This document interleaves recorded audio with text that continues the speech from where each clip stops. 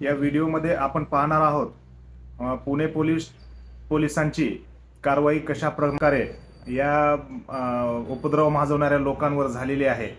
आणि आपल्याला कळायला पाहिजे की वाहन जे आहे फक्त आपल्याला एका ठिकाणाहून दुसऱ्या ठिकाणी जाण्यासाठी आहे, ना की दादागिरी करणाऱ्या लोकांसाठी वर बसून जाणे, भाईगिरी करणे, त्या वाहनावरती काहीतरी विचित्र असे प्रकार करणे, असं करणे म्हणजे गुन्हे आहेत। अगोदर आपण हा व्हिडिओ पाहूया, नंतर बोलू।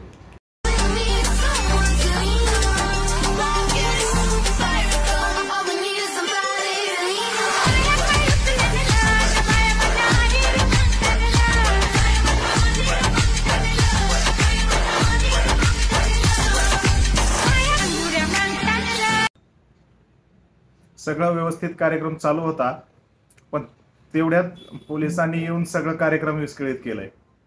पळताभुई थोडी पडली आणि आपल्याला याच्यातून असा धडा घ्यायला पाहिजे की आपण कधीही फक्त वाहनाचा वाहन म्हणून उपयोग केला पाहिजे, न की भाईगिरी किंवा आपला काही उद्देश त्यात